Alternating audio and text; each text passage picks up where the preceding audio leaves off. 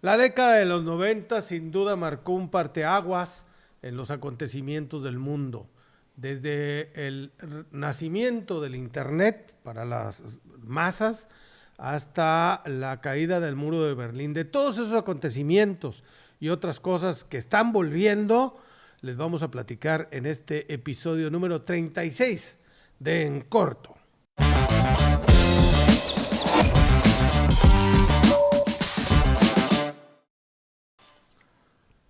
Le doy la bienvenida al episodio número 36 de En Corto y estoy con mi gran amigo, ¿qué digo mi amigo? Mi carnal, Jeffrey Salcedo. Muchas gracias Pedro.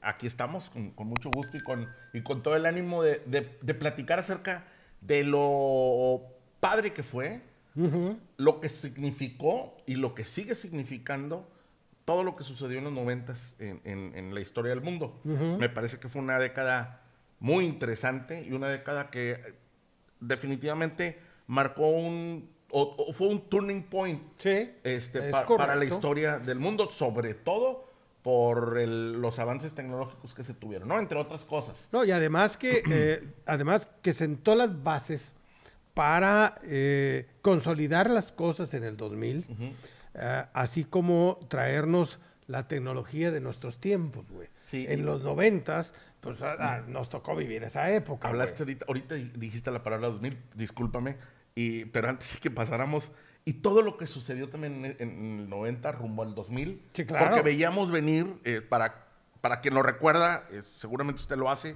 pero para quien a lo mejor es más joven y no sabe, pero cuando estábamos en los 90s, cada vez veías más cerca el cruzar al año 2000, y ese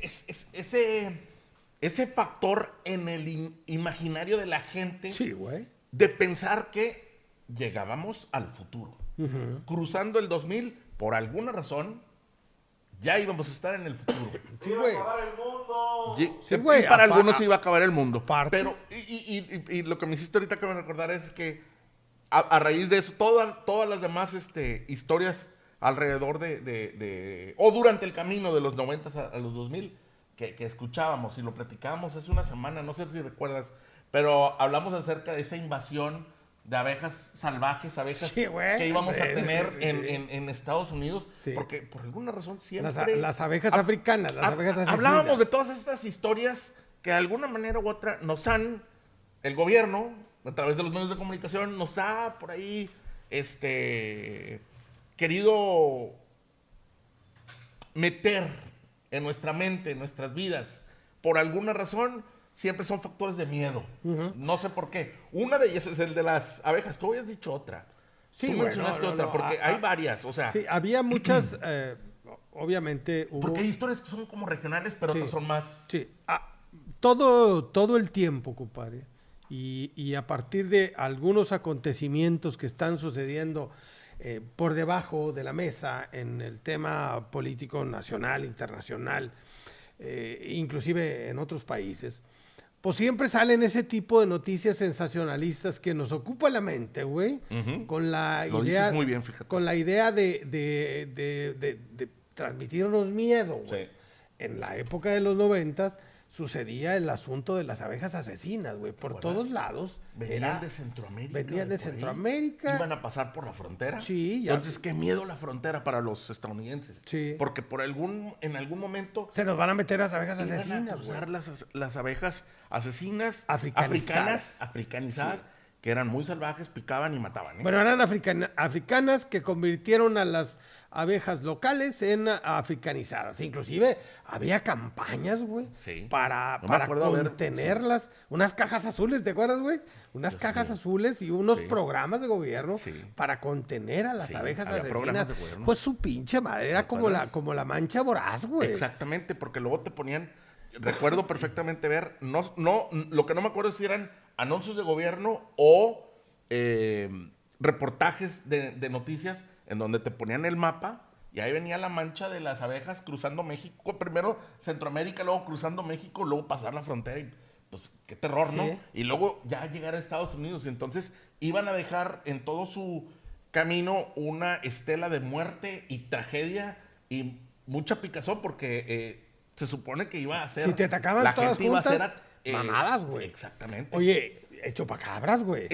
Que fue algo más regional. Sí. Y al tiempo terminamos por conocer que era una historia de gobierno con tal de Construida, distraer. sí. Una narrativa del narrativa. gobierno construida para distraernos y para dejar de ver todo el desmadre que había en la parte de la mitad del sexenio de Carlos Salinas de Gortari, ya rumbo al cambio de gobierno, ¿no? Sí. El chupacabras. El chupacabras. Pero después y luego más hacia el fin de los 90s, tuvimos también la mención de ese mal virus que iba a atacar a las computadoras en el cambio ¿sí, de la fecha, sí, porque íbamos a pasar del 90 al 2000, y entonces yo no sé si le llamaban bug, o si era un... Ok, entonces iba a haber un problema, las computadoras, muchas se iban a descomponer debido al Y2K. El Y2K, El Y2K, güey, sí, debido ya, al Y2K. Y el problema no era la computadora de usted o la mía. El problema eran las computadoras de gobierno, que no sé si sabía si se iba a colapsar la tecnología a nivel mundial, si iba a haber un problema, los satélites, si se iba a ir la luz. Entonces, nada pasó. Bueno, para empezar, nada pasó. No, absolutamente. Pero iba a haber un problema Sí, financiero, problema exactamente. financiero, güey. Exactamente, Oscar. Entonces, todo esto son, como decía, son cortinas de humo. cortinas de humo que cada cierto tiempo surgen. No sabemos actualmente si alguna de las cosas que estamos escuchando sea precisamente una cortina de humo. Lo vamos a saber porque al final del día el tiempo descubre este tipo de cosas. Pero en los 90s surgieron mucho. Había bastantes cortinas de humo. Fue una década muy interesante. Muy ¿Te padre. acuerdas de la frase, güey, de Ronald Reagan cuando le dice a Gorbachev que detuviera no fue a Gorbachev, güey, que le dice, destruyan ese muro con lo del muro de Berlín, güey? Bueno, de hecho, en los 90 empieza con todo, con la caída del muro de Berlín, que creo que es el gran acontecimiento que nos dice, ya estamos en una nueva época, ya estamos, la humanidad va hacia un nuevo rumbo. Significó ese paso, creo yo, una reconciliación, obviamente, por lo que se había vivido durante la Segunda Guerra Mundial, una reconciliación, pero no solamente para la Alemania que lo vivió, sino creo yo que se vio como ese gran paso que el mundo necesitaba para ver un horizonte de paz. Porque de hecho, durante los 90s, y le comento una vez más, empieza con todo, con la caída del muro de Berlín. Sí. Pero también en los 90s... La guerra del Golfo, güey. Bueno, no, pero también en los 90s termina la llamada Guerra Fría, sí, entre Estados Unidos y Rusia. Sí. Que también fue algo muy importante, ¿no? Por lo que significaba. Entonces, empiezan de esta manera los 90s, por lo menos, con acontecimientos de este alcance, acontecimientos que definitivamente impactaban todos los rincones del mundo, y que despuesito, muy pronto, en el 91, tienen su giro precisamente con Desert Storm, con la guerra... Con la guerra del Golfo. La guerra del Golfo, que era la tormenta del desierto, era así se llamaba o así le denominaban, ¿no? A la operación... Tormenta del desierto. Tormenta del desierto, que era la guerra que lleva a cabo Estados Unidos en Irak. En Irak. Y entonces, bueno, pues ya estamos, ¿no? De lleno en lo que significó... es que esta guerra definitivamente... Yo creo que fue una de las huellas que dejaron los 90, ¿no? Y otra, güey, el inicio del internet de manera masiva. Fue la época. Te tocó el módem, güey. Lo platicábamos el otro día. De 14 megabytes, güey. Sí. Sí te tocó sí. el que sí. contratabas un servicio, te daban un aparatito que conectabas a la computadora ¿Y al teléfono? Por la línea LAN y al teléfono, por la línea del teléfono. Sí. Y tenía un pinche sonidito particular cuando estaba cargándose la imagen o cargándose las formas, güey. Y si te iban a hablar, adiós, porque el teléfono estaba ocupado. Sí, estaba ocupado. O si te entraba por alguna razón una llamada, Se cortaba el internet. se cortaba el internet. Las grandes ciudades empezaron a principios de los 90, luego en las ciudades pequeñas, con proveedores de internet locales, ¿te acuerdas? Sí, cómo no. En esa época, pues bajar un archivo, güey, te llevaba horas, cabrón. Y entonces la computadora llega como ese nuevo aparato necesario en al hogar. Sí, que necesario. Era, sí, y en las oficinas es en donde la máquina de escribir, las teclas de la máquina de escribir en la hoja, se sustituyen por la computadora. Por la computadora, que ya había, sobre todo en corporativos grandes o en grandes ciudades, ya era por lo menos común el empezar a ver las computadoras, el empezar a verlas. Todavía había muchas oficinas, tanto de gobierno como de la iniciativa privada, en las cuales todavía existían las máquinas de escribir. Pero el Internet acelera ese cambio tecnológico. Sí. Con la llegada de la computadora y en la misma velocidad y, por decirlo, pues, por lo mismo, la computadora entra a la casa. Que terminaba siendo un aparato que estaba destinado como para lo académico o para bueno, lo veíamos al principio, para lo científico, sí, para lo comercial y académico, pero la computadora se vuelve un elemento práctica, desde entonces, un elemento que tenía que estar en el hogar, ¿no? Fundamental. Un elemento fundamental. Un elemento fundamental. Lejos estaba la situación de encontrar toda la cantidad de producto que hoy existe en Internet, güey. Tú buscabas algo en Netscape y lo buscabas porque... Netscape, ¿cómo no? Porque o era una tarea, o era algo de investigación, o tenías un pendiente que hacer ahí, y no todo estaba en Internet. Otra de las cosas que hacías al principio, güey, era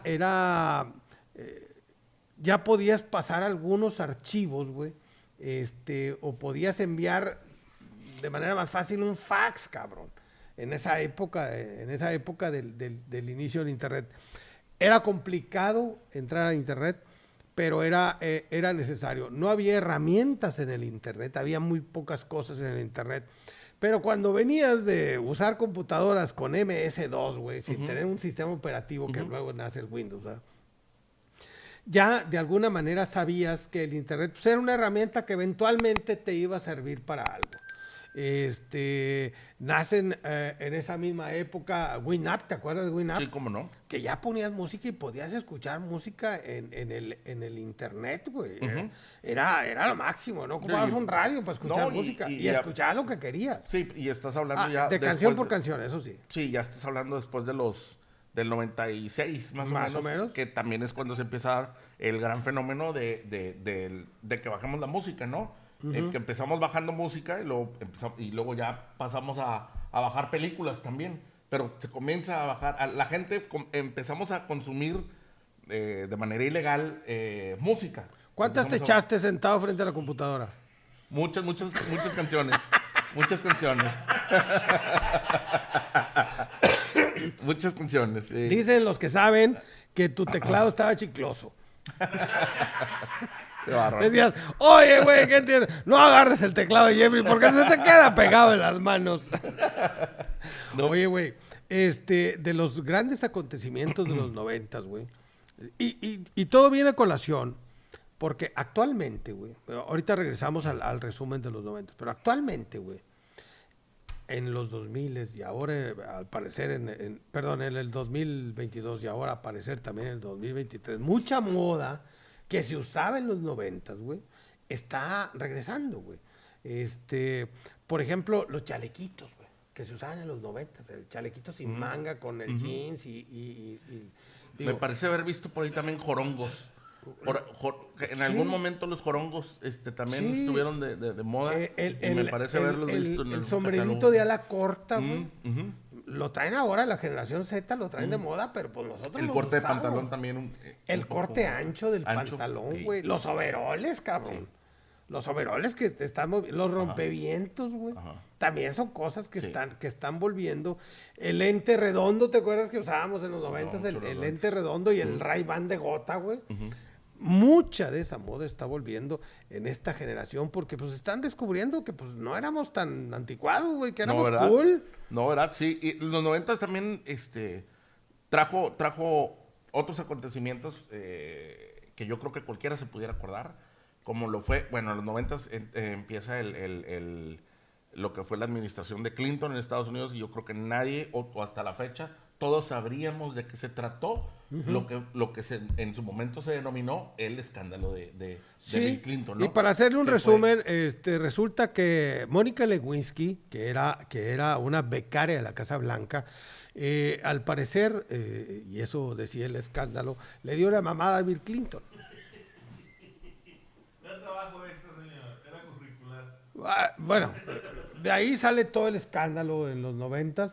Digo, jamás podría uno decirlo en ese tiempo, oiga, le dio una mamá, menos en los medios, güey, por supuesto que no. Aquí lo podemos decir porque existe libertad, pero aparentemente, y digo, no lo estoy juzgando y mucho menos estoy afirmando que sucedió porque yo no estaba ahí, pero aparentemente esta señorita, la becaria, hizo, como dirían en ese tiempo, tocamientos indebidos. Ahora podemos decir que era una mamada. Y que esa, pues, le costó el impeachment, ¿te acuerdas? A Clinton, güey. Sí, el gran problema que se le vino al presidente de los Estados Unidos es que, digo, él era una persona, ya era un adulto, y Mónica Lewinsky era una, como dices, becaria joven. Entonces se veía como, se prestaba para que pudiera haber sido un asunto que terminó en los juzgados. De hecho, terminó causándole muchos problemas por terminar siendo, pues, prácticamente un asalto sexual, ¿no? O que pudo haber sido un cierto abuso de poder sobre la chica en su momento, pero un saludo a Mónica Lewinsky, si está casada por ahí. Pero le ocasionó un gran problema a la administración de Clinton, que iba muy bien hasta que se le vino este escándalo, hasta que detona este escándalo. Iba muy bien. Pero eso es la parte de Estados Unidos. En México tuvimos la evaluación del peso. Ah, qué culera, güey, sí. 1994. Sí, güey. Lo que pasa es que fue la combinación entre la salida de Carlos Salinas de Gortari, que hay que recordar que había tenido un gobierno bastante bueno, en donde el Tratado de Libre Comercio había sido uno de sus más grandes legados, pero llegó un punto en el que empieza a perder el control del gobierno, truena la burbuja, tenemos una fuga de capitales tremenda y tenemos el problema de los zapatistas y se hace un desmadre el país. Pero, mira... No, sin dejar de mencionar el asesinato del candidato a la presidencia, que figuraba ya casi como ganador en ese entonces, Luis Donaldo Colosio, ¿no? También. Fíjate, compadre, fue una época bonita, inocente, güey. Una época que para nosotros era una década más transitando como país, una década más como personas, con oportunidades, sí, en la época del principio de los 90s, pero luego en el 94 se convierte en una época trágica, güey. Muy trágica. Para todos, en la economía nos pegó, yo creo que nos pegó a todos, güey. Sí, porque teníamos el asesinato de Luis Donaldo con eso, pero luego hubo varios asesinatos muy fuertes en la política. Sí, claro. Sin contar que también luego, en su momento, el impacto que tuvo el asesinato de Paco Stanley, en su momento, que fue también algo fuertísimo. Sin contar, quiero acordarme del apellido de este funcionario de Cedillo que también asesinó, no sé si lo recuerdas. Ruiz Macié. Ruiz Massieu. Sí, güey. Ruiz Massieu. Francisco Ruiz Macié. Ruiz Massieu. Cuñado de Salinas. Sí, exactamente. Entonces fue una época, la salida de Salinas o el cambio de gobierno, por decir, el último año de Salinas, junto con la entrada de Zedillo, la devaluación y este tipo de sucesos que estuvieron sucediendo junto con el subcomandante Marcos y la aparición del Ejército de Liberación Nacional, Zapatista de Liberación Nacional en Chiapas, teníamos un México realmente incendiado, ¿eh? Sí Totalmente, lo teníamos. totalmente Sí lo incendiado. teníamos, porque acuérdese, ya todo súmele, el peso se fue al carajo. El peso se fue al carajo. Yo me acuerdo, pasó de 3 pesos primero a 7. A 7, luego a 12. Y luego 12. Cállate. Y luego, Es como si ¿Sí? ahorita que estamos más o menos en los 19, o sea, porque primero se fue a más de la mitad. Es como si ahorita le sumáramos otros 19 pesos. Es como si anduviéramos en los 40. De la noche a la mañana. Y luego otro trancazo. No, era... Y veníamos también de una época en la que se le habían quitado ceros al peso. Ya se le habían quitado ceros al peso. Ya, güey. Para hacer más sencillas las cosas. Se entendía, pero al final del día era porque traíamos un desmadre en la economía. Ahora bien, cuando sucede la devaluación, una de las devaluaciones que creo que marca a gran parte de la generación de los nacidos en los 70s y en los 80s, nos marca la devaluación del 90 y... ¿qué fue? 94, 95. 94. Nos marca esa devaluación, nos marca, porque las familias, muchas perdieron todo, sobre todo la gente que tenía deudas en dólares, o que sus trabajos dependían de comprar cosas en dólares. Mucha gente se suicidó, sobre todo de tipo de gente que tenía deudas, bueno, algunos deudas en dólares, pero otras que sus deudas estaban al final del día tasadas en... Porque además, compadre, para salvar la economía en ese tiempo se creó algo que se llamaba unidades de inversión, los UDIs, que al principio empezaron costando $1. Tú ya no tenías deudas en pesos, tenías deudas en UDIs. El problema fue cuando el UDI también empezó a subir. Y adiós con tu deuda. Y adiós con tu deuda porque se fue al cielo, güey. Olvídate qué debieras. Lo que debieras valía 3 veces más a mediados de los 90. Entonces llevábamos meses entre magnicidios, escándalos, una economía en verdad, y créanmelo, para quienes no lo vivieron o para quienes apenas lo recuerdan, usted lo recordará muy bien. Una economía en el suelo, el peso no valía nada. Entonces fue muy difícil el transitar 94, 95, 96. Sí, fue una creación de Zedillo para salvar a los bancos. Sí, para salvar a los bancos. A los bancos, ¿no? A los ahorros. Es que el ahorrador perdió todo, el banco se quedó con todo y luego el banco también quebró y entraron a rescatarlo con el FOBAPROA. Y esos fueron los 90s, a mediados de los 90s hablando quedito, hablando despacito, y decías tú, qué gris, cabrón, dale más huevos a esto. Sí. Pero pues, no había para más. Muy difícil. Tuvo que entambar a Raúl Salinas en su momento. Como cortina de humo, güey. Como cortina de humo. Porque al final de cuentas, pues, no le quitaron su dinero tampoco. Terminaron regresándole su lana, terminaron liberándolo posteriormente y terminaron de alguna manera solo demostrando que tenían mano firme, pero no tenían nada, güey. Ese gobierno no tuvo nada, fueron 6 años muy lastimosos. Y eso fue para en la el país. parte de México. Por Argentina se vivió la reelección de Carlos Menem, muy popular, muy conocido Carlos Menem. Al principio de los 90s termina la difícil época para los chilenos, que afectó también a Latinoamérica en sí, en lo que fue el liderazgo, por decirlo de alguna manera, y de una manera muy diplomática, de Augusto Pinochet. Fue en los 90. Fue en los 90. En los 90 termina. Pero un señor que fue dictador, cabrón. Un dictador sanguinario que no se anduvo cuando mencionan a veces, no, es que López Obrador, dictador. No. Váyase a los libros de historia y lea lo que es un dictador y lo que hace un dictador y pues temblas de miedo y no duermes. Si ese sería nuestro gobierno, el gobierno no deja que estés diciendo, un dictador no deja que estés diciendo ese tipo de opiniones. Un dictador va... así te agarra a ti y a tu descendencia, te trepan al helicóptero y te avientan en el mar con los tiburones para que no vuelvas a aparecer nunca. Y eran algunas de las miles y miles y miles y miles de desapariciones en Chile, que fue parte del legado sanguinario que dejó Augusto Pinochet. Que hay quien dice, lo que pasa es que Chile, y me voy a meter un poquito en ese tema, pero hay quien dice, lo que pasa es que Chile ya estaba rebasada la autoridad. Había mucho desmadre. Se necesitaba una mano dura.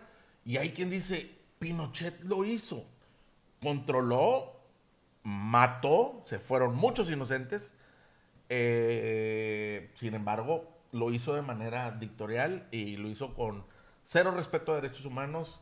Y al final del día parece que se sobrepasó por mucho lo que a lo mejor hubiera podido ser, a lo mejor, no es mi opinión. Para algunos, bueno, terminó siendo un legado que hasta ahorita hay familias que sufren lo que vivieron con su dictadura en los 80s. Pero termina también en los 90s. Y hoy Chile, al parecer, ha tenido un renacer a partir de entonces, ¿no? Sobre todo lo que es esa parte. De los autos de los 90s, güey, ¿cuál recuerdas? Así que digas tú, ese bueno, carro yo costaba un chingo, güey. Yo me acuerdo mucho de los 90s. Me acuerdo del Shadow. El Shadow, El güey. Shadow. El Phantom. Del Cougar. ¿Cómo no? Que era como una manita precisamente, una Sí. garrita del Cougar. Sí. ¿Qué animal? ¿Qué es? Jaguar. Jaguar, el Jaguar. El Cougar. El Cougar,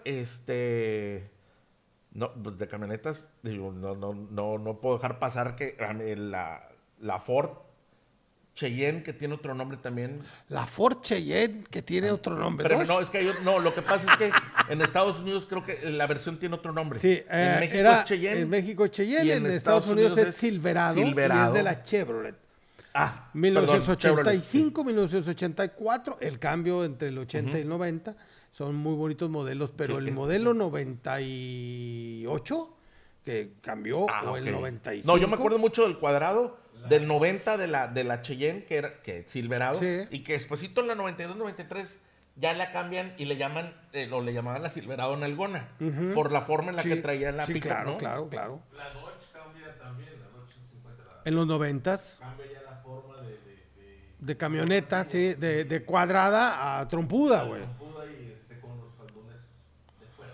Tiene la Sí. Suburban en ese entonces. La Suburban, sí. La Suburban, ya como... Ya no, vaya...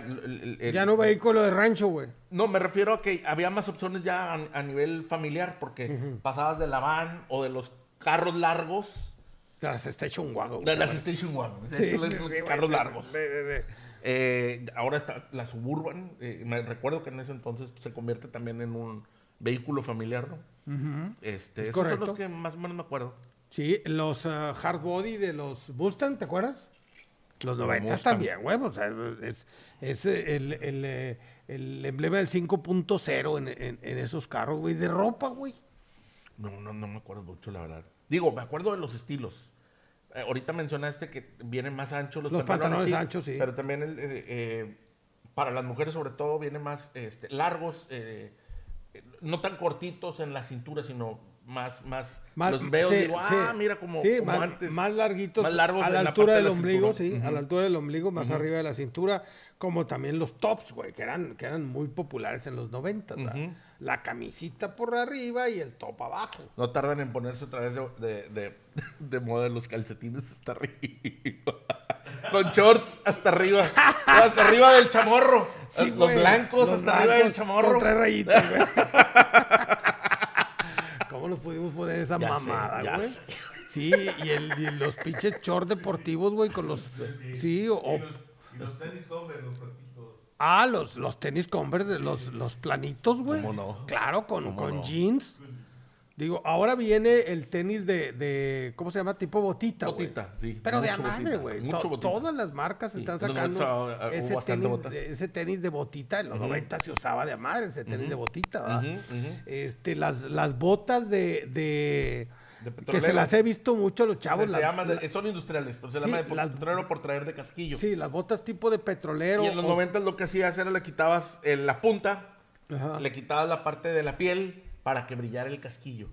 lo rompí. Digo, unas medio entre rockeronas y no rockeronas, pero eso se hacía mucho, sí.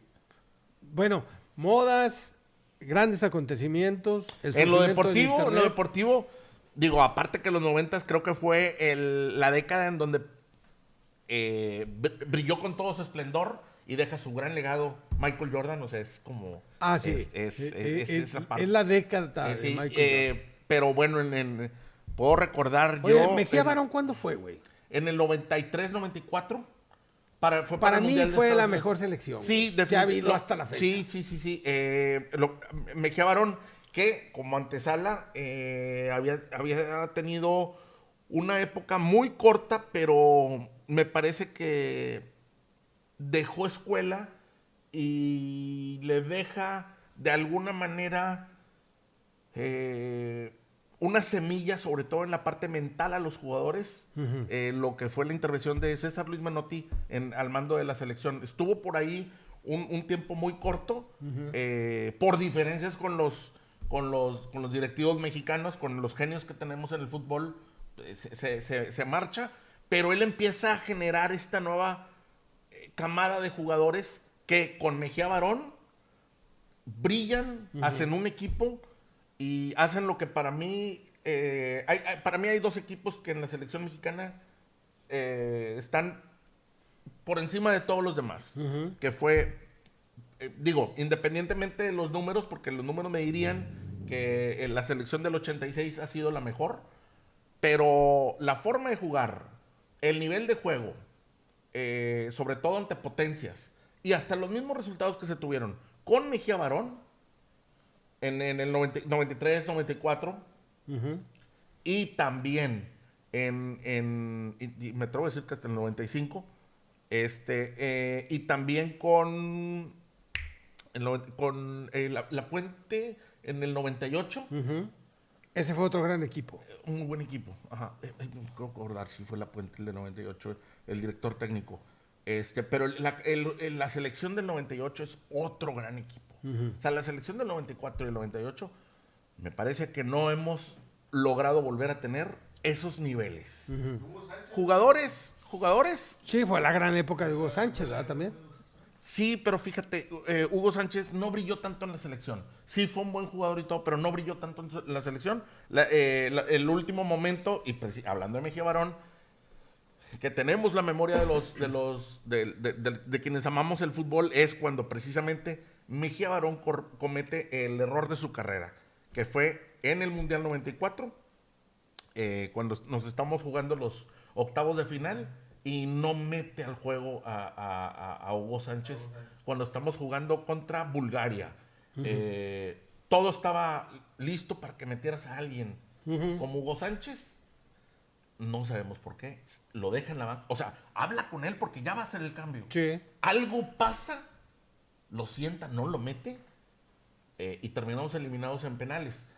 Pero bueno, en los 90s pasaron varias cosas que ya para terminar me gustaría comentar. Usted recordará el Mundial de Italia 90, que fue un muy bonito mundial. México estuvo graciosamente castigado por un problemita con cachirules que tuvimos por ahí. Sí. Ahí no fue México en el 90. Graciosamente fue... No, nos castigaron, y bien castigados. Y fue como un buen momento castigarnos porque pues nuestros directivos mexicanos hacen cada chingadera, nada más que se toparon en pared. Sí. Se toparon en pared. Y fue gracias a una investigación periodística. Quiero acordarme más o menos, pero resulta que hay una rueda de prensa. Presentan a los jugadores que van a integrar una selección X juvenil. Y viene algo así como la lista. La lista, pero vienen los datos de los jugadores. Y ahí es donde a un reportero le brinca, uno o dos jugadores le brincan los datos que vienen. Sí. Y dice, esto está... aquí hay algo mal. Se mete a investigar, le rasca poquito y se da cuenta que traíamos jugadores cachirules en una selección sub-23, me parece.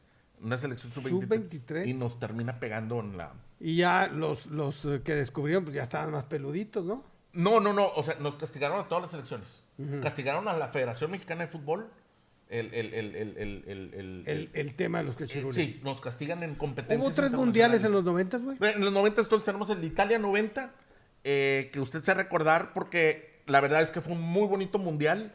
No participa México, pero de Italia 90 podemos acordarnos de grandes jugadores, como Roger Milla, como Jürgen Klinsmann, como Diego Armando Maradona, que le toca jugar.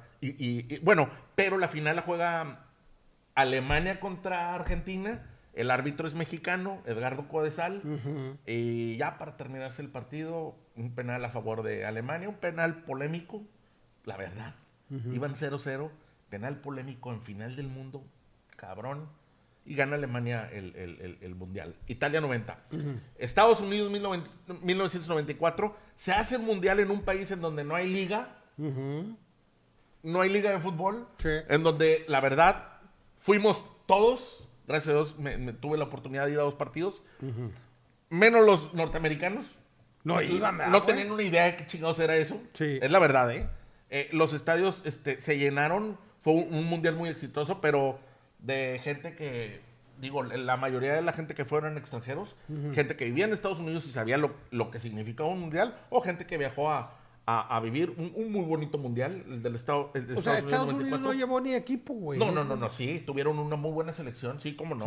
¿Sí? Sí, muy buena selección. En esa selección jugaba aquel Eric Winalda, por ejemplo. Claudio Reina me parece que también estaba, sí, como no, en esa selección. Sí, traían una buena selección, nada más competitiva por ahí. Pero, digo, nada del otro mundo. Fue un bonito mundial. A la final llega Brasil contra Italia y gana Brasil en penales. En Estados Unidos. 94. Y luego viene mundial. Francia 98. Muy buen mundial. México con una gran representación también en Estados Unidos 94.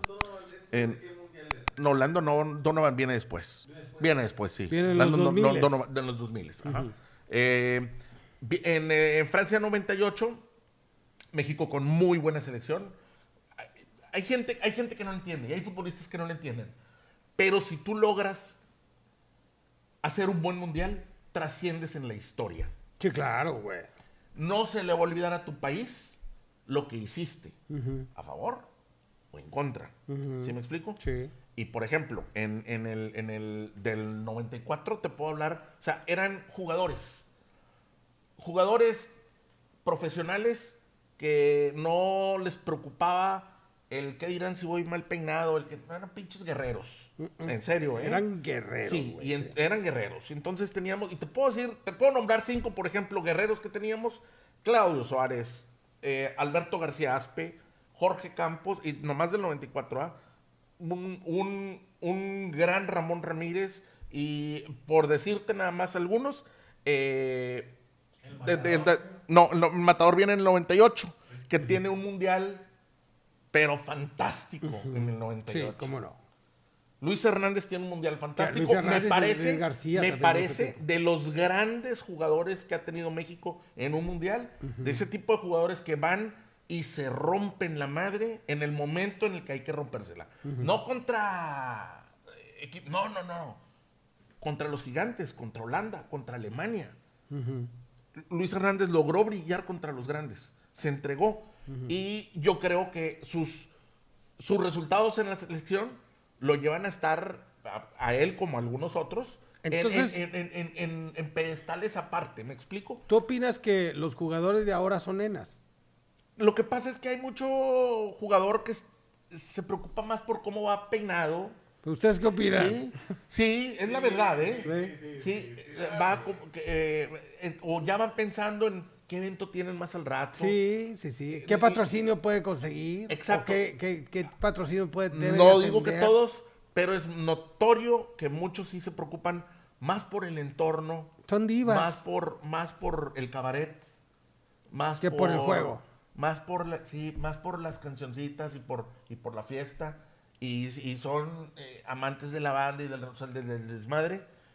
Güey, ponte a ver fútbol, güey. Ahora estás en podcast. Sí, hacen... Y yo creo que a muchos les falta, o sea, la entrega en cuerpo y alma para una carrera de futbolista que es muy corta. muy corta. O sea, hay carreras que a los 32 ya se acabó, güey. Sí, ¿Qué sigue? exactamente. Que a los 30 ya se acabó. ¿Qué sigue, güey? ¿Qué sigue? Porque te faltan un chingo de años y ¿qué aprendiste o invertiste o qué hiciste el dinero? ¿Sí me explico? No, andan en el pedo o empiezan o lo están despilfarrando en carros y carros y carros. Entonces, yo lo que pienso es que actualmente se necesitaría tener más humildad, más entrega por la profesión de atleta, más allá de que seas futbolista, ¿eh? Sí. Eres un atleta. Quiérete y trátate como el atleta que eres profesional. Y para que pudiéramos tener futbolistas como los de antes. Ahora bien, mencionabas atleta Francia 98.